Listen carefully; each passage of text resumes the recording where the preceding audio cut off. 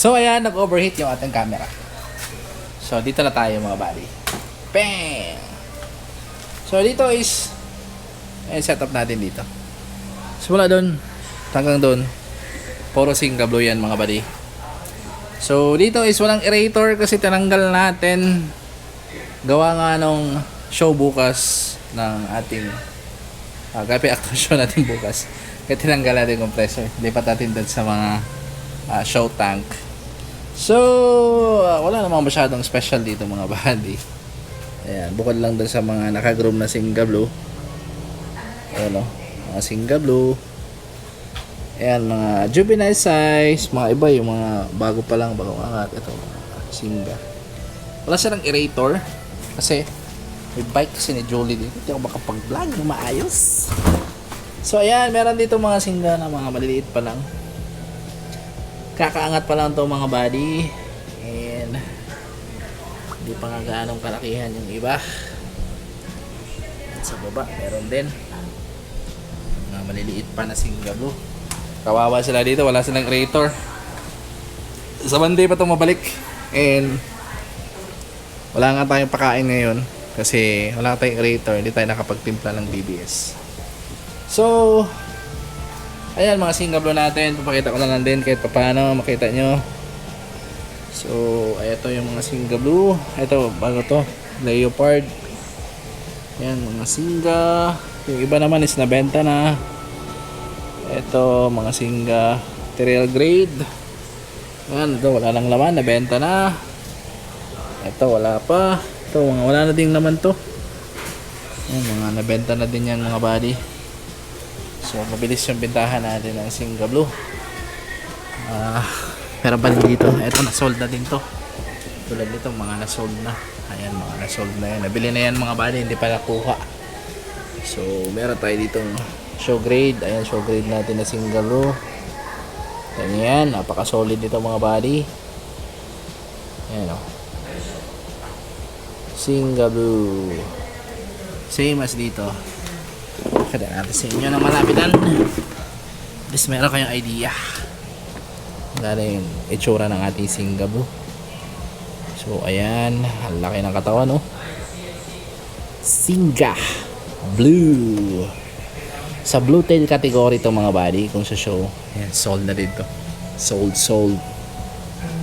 At hindi pa kinuha ng mga buyer.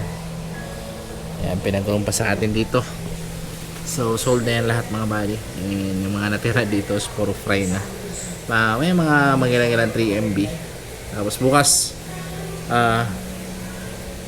yung yung may pinakamadaming entry bukas sa actual show, bibigyan natin ng trio na material grade na singa blue. So kita-kita tayo bukas mga buddy sa Gapi actual show ng Team Buraot pang 5th round. Kasi isang taon yung ating Gapi actual show na may kasama pang online show. Ganun ka-solid yung ating show.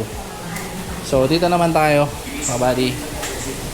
So dito is puro fry ng P-Dirt. Ito fry P-Dirt fry. Ayan, ating cement pan. Puro P-Dirt na yan dito halos mga buddy. So ito P-Dirt din. Ayan, mga P-Dirt maliliit pa lang talaga. Ito pwede na rin tong i-separate sa black box kasi pwede nang i-select yung female tsaka male. Pwede nang i-select male tsaka female. And ito may mga magilang beta. Ayan. Tapos dito tayong bisita pala dito. Ken Mendez. Si Ken Gapi. Uy, may fry na dito ng P-Dirt. So breeder na din na dito mga buddy. Hindi nga lang makita kasi sobrang lakas ng aerator. Ay ng water pump pala. Ayan siya. So hindi na tayo pupunta doon kasi puro fry na din ng P-Dirt nandun. Ang nakalagay. So wala pa tayo masyadong isda doon mga buddy. And dito na tayo sa kabila. Dito is breeder din ng P-Dirt. Halos breeder ito ng P-Dirt dito mga buddy. Ayan o. Laki ng tenga. Shields wall. Huli natin para meron kayo idea kung gaano kalaki yung tenga ng ating P-Dirt. Sana lang mahuli natin. Ayan o. Ayan o, P-Dirt o. P-Dirt! Hoy! Alis talaga siya. Ayan, mga P-Dirt. Dito, pumapasok yung mga fry. Andito naman yung mga all males na P-Dirt. Ayan, all males yung dito mga bali. Gino-grow out lang natin. Siya, napakadami. Sa kabila naman, all females na P-Dirt. All females yan mga bali. Ready for release. Ayan, pang-re-release na natin yan ng mga female. So dito tayo, pasok tayo dito sa ating mga black tubs. Nandito. So wag na natin pailawin. Pakita ko na lang sa inyo kung ano naman dito. So meron din tayong mga feeder dito ng mga female. Ayan o, mga female yan. Ayan. Ready for release. Pipili din tayo ng mga breeders dito. Kasi yan naman kalimitan natin ginagawa. Every time meron tayong gino-grow out ng mga female. Kumukuha tayo ng mga tig sa 10 every batch. 10 dito, 10 dito para pa tayong kasunod ng mga breeders, mga buddy. Ito mga all males na mga maliliit pa, mga jubi. Nakalabas pa lang ng tenga mga buddy. So wala pa yan. Malayo pa sa katotohanan yan mga buddy. Dito naman iso lang mga laman kasi nire-ready natin para sa mga panibagong isda na ilalagay. So yung tank natin hindi pa rin naubos. So sobrang dami. So binibenta pa rin natin yan mga buddy ng 60 pesos yung isa. Kasi balak natin magpalit ng tanks. Yung 12x8x12 yung gapi tank natin. Andito. So papailaway na lang natin at least makita niyo yung ginugroom natin dito mga buddy. So teka lang. Pag na natin i-cut diretso na. 1, 2, 3 bang! Let's go. Meron pa ng BBS dito. Nakatimpla. Dalawa lang. For Monday. For Monday feeding. Kasi bukas wala talagang feed bukas. Busy yung mga tao sa show. Meron pala tayong singka dito.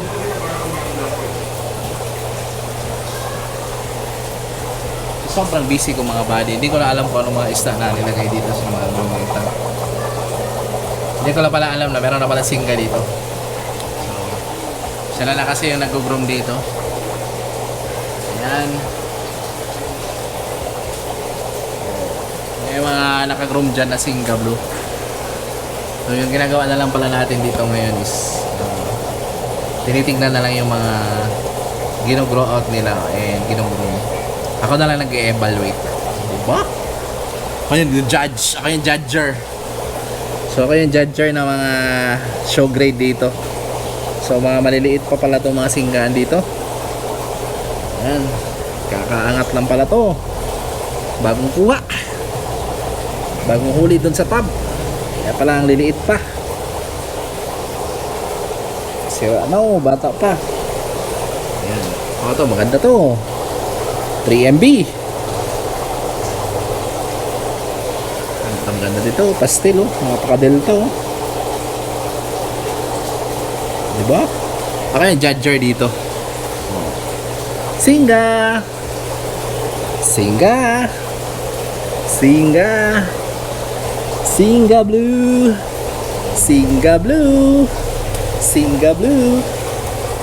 And the rest dito is mga endler na hindi makita kasi nakita nyo mga tubig dito mga body, dark.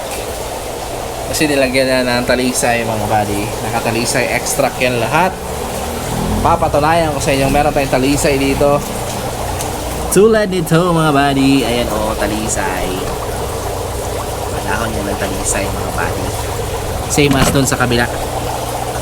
Puro talisay yan. Yan yung nilalagay natin sa mga antlers natin para mas tumingkad yung kulay and tumulis yung kanilang mga sword. Tulad nito mga buddy. Ayan o, ang tulis. So isa lang yan sa mga ginugroom natin dito na matutulis. Oh, di ba? Kala nyo beta lang pwede magtalisay. Pwede din sa mga antler guppies mga buddy. And the rest, puro antlers na yan, puro top sword. Napakadaming top sword yung ginugroom natin dito mga buddy. For show. Eh, dito naman sa taas, puro naman EBT. Mga blue topaz. Blue topaz dito sa kabila, AFR. Yan, AFR Vietnam. Maliliit pa. Pero napaka-delta na mga buddy. Yan, AFR Vietnam. Nababaan dito, wala nang laman. So, I think yun lang. So, napakahaba na ng vlog natin. So, gagawin ko dito is kakat ko to ng 3 or 4 na episode yung ating vlog para hindi naman boring tignan na full 40 minutes or 1 hour ba to. Hindi ko alam. Basta rolling lang tayo always mga bali ng ating vlog.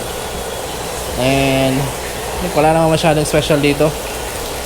Mga paniprepare lang to para sa mga panibagong i-grow out ng stock mga bali. Kasi magkaiba yung mga lagayan ng P-Dirt, lagayan ng HB Red, Wild Red. Magkaiba yung mga Wild Red tsaka HB Red sa kabilang lagayan. Dito naman is puro P-Dirt to mga bali. Dito puro P-Dirt and Red Dragon yung andito. May mga mangilang-ilang dragon din doon, pero mostly dito talaga tayo naglalagay ng mga dragon. I think yun lang mga buddy. Napakahaba na ng video natin. And don't forget to like, share, and subscribe. Back to 0 tayo mga buddy. Pero ganun pa man, okay lang din. At least tuloy pa rin tayo sa pagbablog. And I hope nag-enjoy pa rin kayo sa ating mga video. So ayun lang mga buddy. Bye! Peace out! Ha!